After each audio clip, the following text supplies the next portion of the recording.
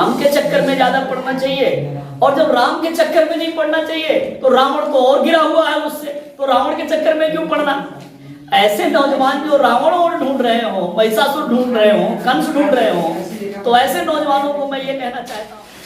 नमस्कार, आप देख रहे हैं BRJ टीवी जनता की आवाज। अब उसका कोई सिर पैर तो है नहीं, उसे कोई बहुजन समाज का इतिहास तो मालूम नहीं है, क्योंकि अगर उसको मालूम होता तो रावण क्यों बन जाता।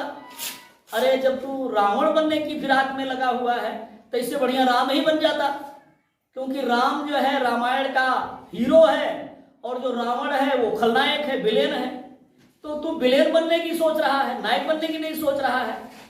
तो ऐसे तो मैं ये कहना चाहूंगा कि हमारे बहुजन समाज के लोगों को ना तो राम के चक्कर में ज्यादा पड़ना चाहिए, और जब राम के चक्कर में नहीं पड़ना चाहिए तो रावण तो और गिरा हुआ है उससे, तो रावण के चक्कर में क्यों पड़ना। ऐसे नौजवान जो रावण और ढूंढ रहे हो, महिषासुर ढूंढ रहे हो, कंस ढूंढ रहे हो, तो ऐसे नौजवानों को मैं ये कहना चाहता हूँ, थोड़ा सा बहुजन समाज का इतिहास पढ़ो, बाबा साहेब डॉक्टर अम्बेडकर को पढ़िए, भगवान गौतम बुद्ध को पढ़िए, संत कबीर संत रविदास को पढ़िए, तब आपको दिशा मिलेगी। ऐसे रावण बन जाने से, मुंह छेंक लेने से कोई दिशा मिलने वाली नहीं है।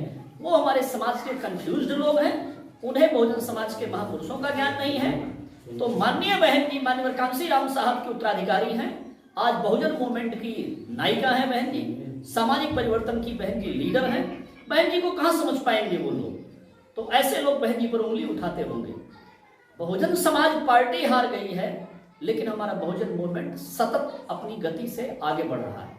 हमारी लड़ाई खत्म नहीं हुई है, हमारी लड़ाई तो प्रारंभ में है।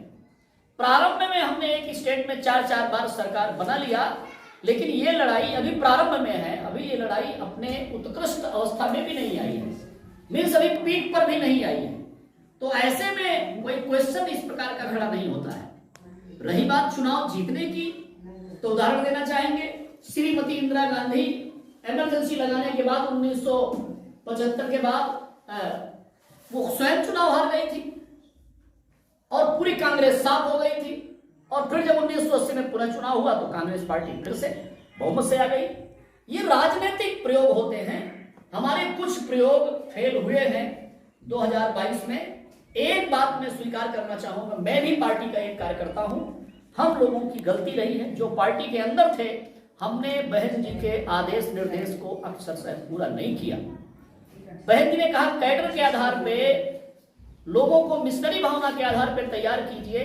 हम लोग बहन जी की बात को नीचे तक, गांव तक पहुंचाने में असफल रहे हैं। हमारे तमाम पदाधिकारी इसमें असफल रहे हैं। अंदर आलसीपन आया है, अंदर कार्यकर्ताओं में खोखलापन आया है। जो संगठन का काम देख रहे थे, ये स्वीकार करना पड़ेगा, ये हमारी हार का एक कारण हो सकता है। लेकिन जो लोग बाहर लगे रहे, चाहे बामन मिश्रा हो, चाहे वो ये रावण बना घूम रहा है ये हो, एक लड़का और बहन जी ने पार्टी से निकाला था, जयप्रकाश, वो बाहर घूम रहा था, पोस्टर बैनर लिए घूम रहा था, रथ यात्रा बनाए घूम रहा था, हम बहन जी को 5वीं बार मुख्यमंत्री बनाएंगे। अरे भाई, जो पार्टी के हजारों कार्यकर्ता लगे हुए हैं, क्या उनकी कोई क्षमता नहीं, वो काम नहीं कर रहे हैं? तू निष्कासित होकर के तू बहन जी को मुख्यमंत्री बनाने में लगा हुआ था। अब समझ में आ रहा है कि वो बहन जी का नाम लेकर के वो अपना चेहरा चमकाने की कोशिश कर रहा था, बहन जी का नाम लेकर के कोशिश कर रहा था। और इस इंतजार में ये कुछ नौजवान जो विकृत हैं बैठे हुए हैं कि बहुजन समाज पार्टी जब हार जाएगी, डाउनफॉल में जाएगी, तो हम दूसरी पार्टी बनाने का काम करेंगे। बहुजन समाज पार्टी की जड़ें बहुत गहरी हैं। बहुजन समाज पार्टी पूरे देश में है।